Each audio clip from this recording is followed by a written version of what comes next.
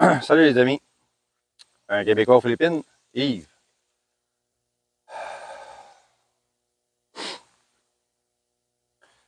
Comme j'avais promis, je fais une vidéo. Ben, je vais en faire deux parce que ça se fait en deux étapes. Je croyais que ça se faisait seulement en une étape, mais j'ai appris ce matin que ça se faisait en deux étapes. Ce matin, j'ai travaillé dans le champ. J'ai mal travaillé. Là, j'ai mal au dos. Fait que j'en profite pour faire ma première vidéo cet après-midi.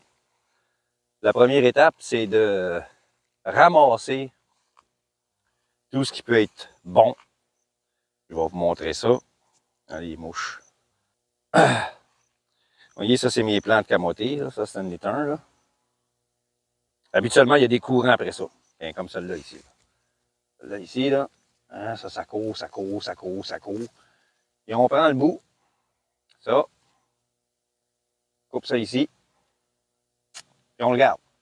Ça va être replanté. C'est comme ça que ça se fait, les camotés. Ça se fait pas par les graines. Ben, oui, ça peut se faire par les graines, mais c'est beaucoup plus long. Quand on prend un plant comme ça, vous voyez, celui-là ici, là, hein, ça peut être coupé à partir de la première racine là. Je peux peut-être même en faire une deuxième avec. Ça va être planté. C'est ça qui donne les plants de patates douces, les camotés. C'est la période idéale pour le faire parce qu'on a eu beaucoup de pluie. Puis le plant pour partir, ben, il a besoin d'eau pour faire de la racine. Quand on les a plantés, il y a eu une longue période de soleil et on a dû arroser à tous les 2 jours à la main. Puis là, ben, à cause des pluies, ben, la plupart des choses que j'ai semées, que ce soit en pot ou en jardin, les graines pourrissent, ne sortent pas, ça germe pas. Donc, le spécialiste, le beau-frère à ma blonde, il a dit « C'est mieux de refaire des camotés. C'est idéal. Le sol est détrempé. Ça va faire de la racine facilement. Et la récolte, c'est au bout de 3 mois et demi, 4 mois. Le mois prochain, les chaleurs recommencent tranquillement. Donc, durant le premier mois, ben, ils vont faire de la racine. Puis après ça, quand le soleil va sortir, ben là, ils vont profiter. Puis la prochaine récolte devrait être meilleure que celle-ci. Là, on est obligé de récolter environ 2 semaines d'avance, peut-être 3 semaines d'avance, à cause des pluies. Il y a des vers qui ont commencé à s'installer dans le sol à cause des pluies abondantes. C'est une sorte de ver qui se reproduit dans la terre détrempée. Alors, ces vers en question-là ont commencé à attaquer les patates douces. Donc, c'est pour ça qu'on a décidé de récolter maintenant au lieu d'attendre. On va en avoir un peu moins, mais la prochaine récolte va être meilleure. La récolte, pour faire ça, c'est pour le planter, c'est en ce moment. Puis la récolte, quand elle se fait, ça va être l'idéal. C'est à la fin de la période d'été, quand il commence à avoir des pluies,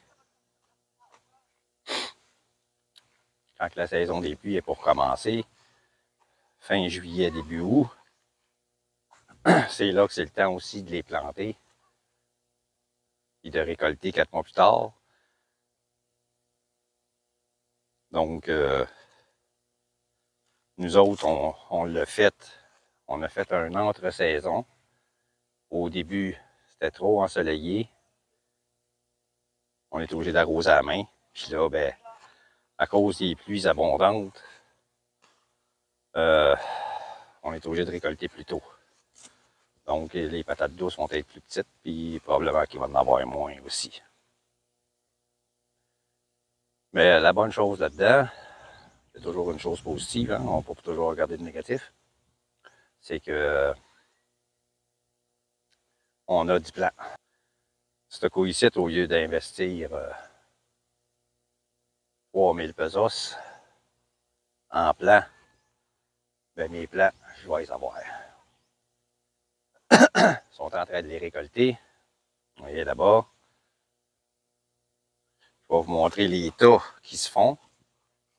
On ne les met pas en sac tout de suite parce que ça va pourrir. On les met en tas sur le bord, à l'abri du soleil. Et puis, après la récolte, ben là, on va les planter. Et cette partie-là de mon champ est en roche, en partie. Mélange de roche et de terre. C'est la seule partie qui est comme ça. Vous voyez, les plants sont moins gros. Vous voyez là où est-ce qu'il y a moins de roches. Ça pousse en masse. La mauvaise herbe aussi d'ailleurs. Mais j'en ai quand même. Hein? J'en ai quand même des beaux plants.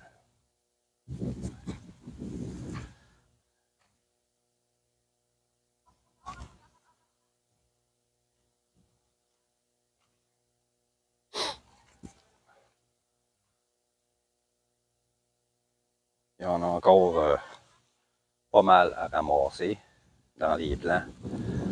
Ils vont faire ça probablement jusqu'à 4h, 4h30.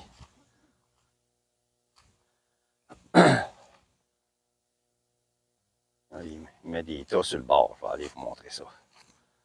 Il y en a encore ici qui peuvent être coupés. Ils n'ont pas tout ramassé. Ils essayent de ramasser les plus beaux en premier, puis s'il en manque, ben, ils vont finir avec ceux qui trouvent moins beaux.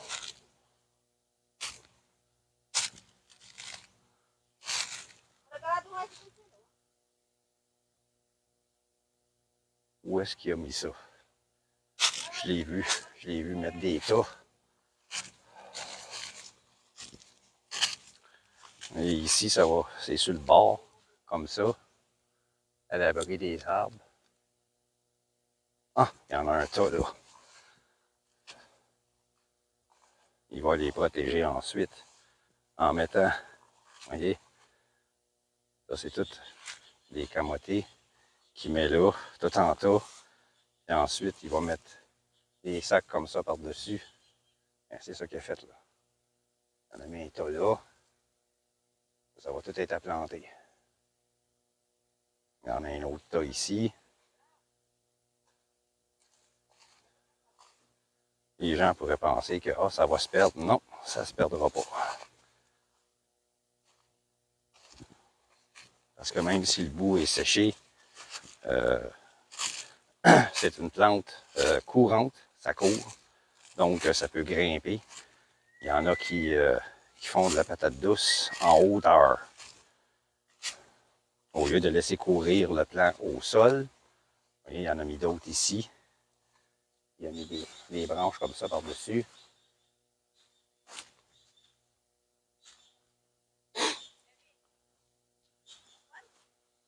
Nope. No. Too spicy. That's your favorite, eh?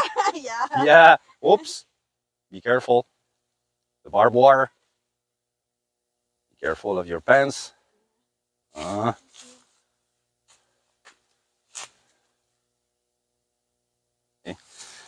Le voisin, regardez ses papayes. Je vais vous montrer ça. 2 X. Il a planté des papayes tout le long. Papayes là. Il y en a partout, partout, partout, partout, partout. Il y a quelque chose comme une vingtaine de rangs de papayes. C'est des papayes miniatures. Ça ne vient pas plus gros que ça. Là. Ça a quoi? 8 pieds de haut, là. C'est le plus gros. C'est le plus haut que ça vient. Et celui qui nous a vendu le dernier lopin de 1000 mètres carrés, il y avait, ben, il y a encore 2 belles vaches blanches. Il y en a une qui est là en face de nous autres. Il y en a un autre plus loin là-bas. Ah non, elle est là. Ces deux vaches blanches sont venues faire des ravages dans les papayes de ce monsieur. Le monsieur pas content, il est allé au barangay. Ça lui a donné 8000 pesos. 200 pesos par arbre. Les vaches, dans le temps de le dire, ils ont saccagé 40 arbres de papaye. C'est sa femme qui les avait attachés. Comme d'habitude, après des brindilles. Au lieu de l'attacher après un arbre, la stupide, pour se débarrasser de sa job, et pour retourner sur Internet, elle les a attachés après une brindille. Hein, un genre d'arbre comme ça, là. Un cocotier tout petit, bébé, là. Puis bien, la vache, elle l'a grugé, puis elle s'est sauvée, puis elle est allée manger les papayes du voisin. Fait que là, sur les 65 000 du dernier paiement qu'on lui a donné pour la terre, ben, il a perdu 8 000 pesos. Beau crétin. Ces vaches, 2 jours avant, il était sur ma terre, en haut. Il était sur ma terre en haut.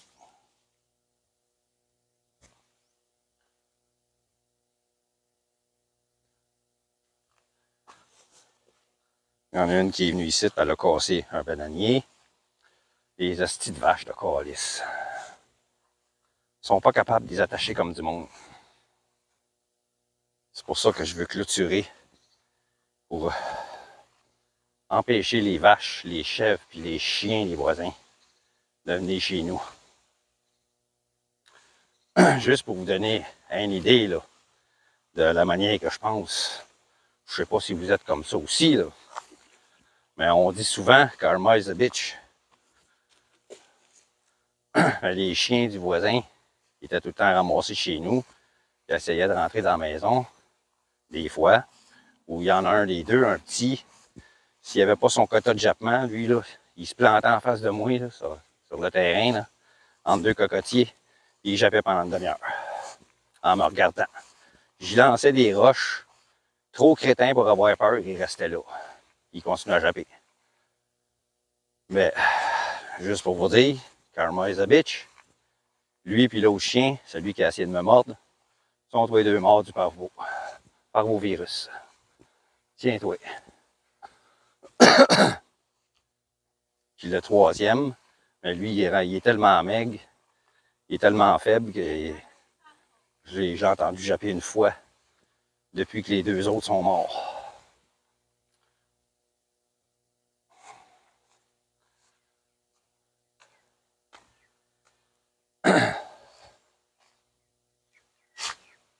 Là, ben, le monsieur aux deux vaches blanches, ben, il va être obligé de les vendre.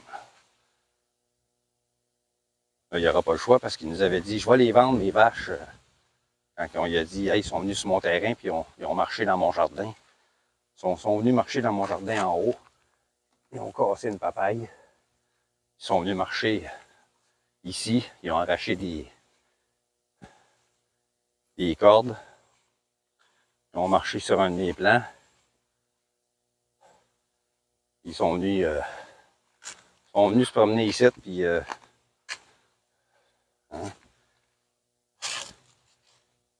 une papaye morte. C'est qu'il j'en ai vu d'autres. Un autre là. Ils sont venus ici. J'ai vu un tas. Ils ont fait un tas ici. Ils ont mangé celle-là. Ils ont mangé l'autre à côté. Ils ont mangé celle-là, en partie. Ils ont marché dans le jardin. Il y avait une trace là, il y a une trace ici. Il y a une autre trace là. Ils sont venus marcher d'un poivron aussi. J'ai été obligé de les replanter parce qu'il n'avait jeté 4 à terre. Il y en a un autre, hein. Ils sont venus en manger un autre là.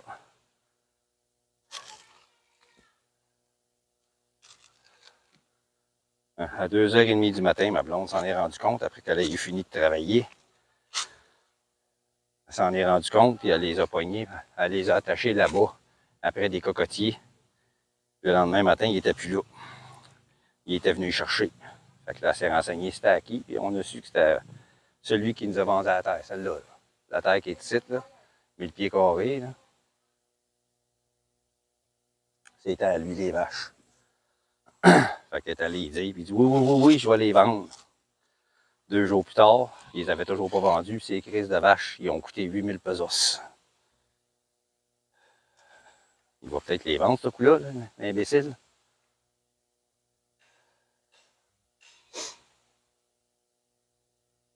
Ici, bientôt, ben, je vais faire du gingembre. Ici, ça n'a pas poussé, probablement à cause des pluies abondantes. Les graines ont sûrement pourri, comme les graines de cocon, puis de oie mange-tout que j'avais semé ici. Ils ont pourri aussi.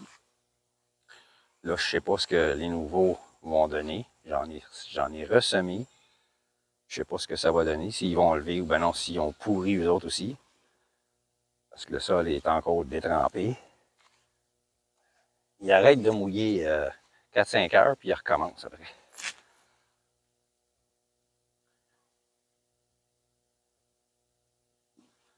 La saison des pluies, c'est la saison des pluies tant que ce soit fini. Il paraît que ça finit début février. Là, ils sont en train de ramasser du cancon. Il y en a partout. On est tout ça. Ça pousse sauvage. Des épinards d'eau. Des épinards des épinards d'eau. Quand on cherche épinards d'eau, c'est ça qui sort. Celle-là, puis il y a une autre sorte. Il y en a 2 sortes. Ça pousse dans le sol détrempé. Ça pousse comme de la mauvaise herbe. Puis ici, ben, on s'en est rendu compte. Ça, c'est une sorte de navet. Ça, c'est une sorte de navet, puis c'est une plante qui court en gros. Elle court, elle court, elle court, elle court. Et au bout de ça, là, en quelque part là-dedans, là, dans le sol, il y a un navet. Il pousse en dessous de la terre. Le nom en tagalog, c'est Sincamas. Au lieu d'être un gros navet jaune ou un navet blanc, c'est un navet jaunâtre, jaune pâle, plus petit que notre rutabaga, mais très bon à manger. Et ça peut être semé comme ça peut pousser sauvage.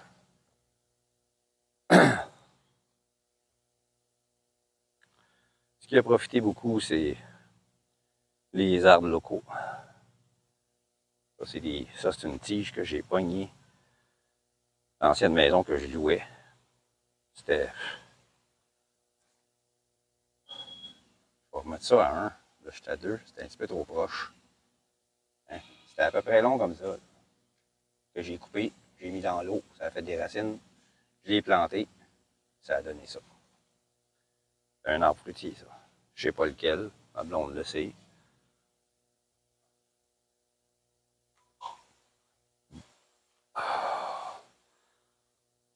Ça, c'est de l'orégano. L'orégano d'ici. Je ne sais pas si la feuille se mange. Ça sent la même chose que notre orégano. La feuille est beaucoup plus grosse. Ça sent beaucoup, beaucoup, beaucoup. Ici, ils l'utilisent surtout en tisane pour certains mots. Puis il y a des croyances autour de ça. Là. Moi, j'avais dit à la dame, prenez-en en plus, puis plantez-vous-en chez vous. Mais dans les croyances populaires, c'est qu'elle en trouve quelque part. Elle demande aux gens si ça peut en prendre. Les gens disent oui. Ils l'essayent. S'en servent comme médicament. Puis, si ça a marché, là, ils vont venir, ils vont demander à la dame s'ils peuvent en prendre pour en planter. Si ça n'a pas marché, le plan n'est pas bon. C'est la croyance populaire. Ça, c'est une récolte de bananes que j'ai faite hier. Des latordanes. J'en ai un autre ici, un autre main là. Ça, c'est la main que j'ai gardée. Yeah, small one? Small one or big? The small one or the big? Like the spicy. The BB? The small spice. Over there? Yeah, we have up there in our land. I will get it. Yeah, take it and plant it over there. All together. Here, oh. When we had our kubo before, Uh-huh. they eat a lot of chili and Yeah, they throw the seeds. So now they are growing. yeah, Good thing. they are big. Ah, Chili, sili, chili. sili, sili. Uh-huh. Ça, c'est des chilis miniatures. Les chilis là-dessus sont tout petits. Ils sont forts en s'il vous plaît. Il y en a qui capotent là-dessus ici. Ça pousse sauvage facilement. Les gens, ils mangent le chili puis ils jettent les graines un peu partout. Fait que là, ben, ici, il y avait un kubo avant. Où est-ce que la moto, là? En dessous de l'arbre, il y avait un kubo. Cette grandeur-là, là, qui était pour les employés quand ils construisaient la maison. Puis ils consommaient la nourriture ici. Ils avaient fait leur petite cuisine à cet endroit-là. Tout était couvert. Puis quand ils mangeaient, ben, ils jetaient toutes leurs cochonneries en dehors, comme ils font partout. Ça attirait beaucoup les chiens du voisin. Quand j'ai pris possession de la terre, je suis venu faire le ménage. Tout enlever les bouteilles vides, les bouteilles de métal, les bouteilles de plastique, les bouteilles de bière, les bouchons de bière. Puis, vu qu'ils jetaient les graines de chili, ils ne les mangeaient pas parce que c'est tellement fort, ce petit chili-là, c'est que s'ils mangent les graines, la bouche va le brûler à mort. Fait qu'ils jettent les graines, puis là, ben, ça commence à lever.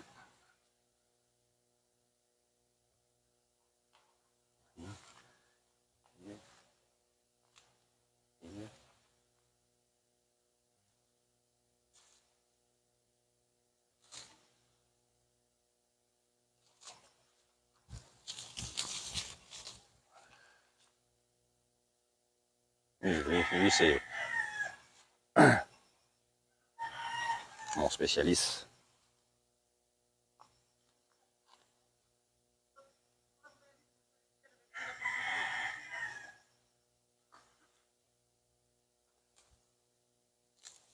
Il y a 4 plants qui poussent par eux autres mêmes. Je vais le dégager.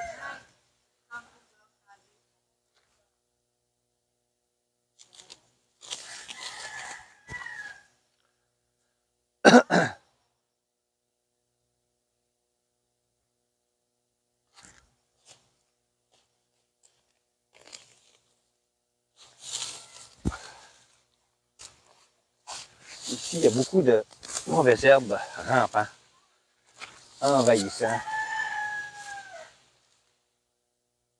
Mais c'est facile quand même à enlever. Donc, c'est ça pour la vidéo sur la récolte. Je vais en faire un autre demain.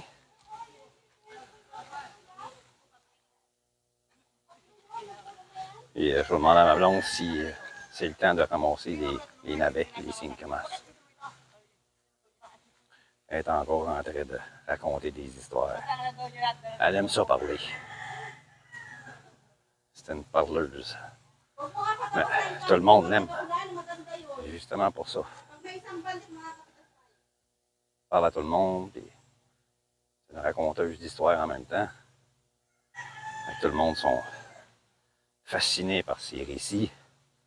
La façon qu'elle raconte les choses. Avec de l'émotion.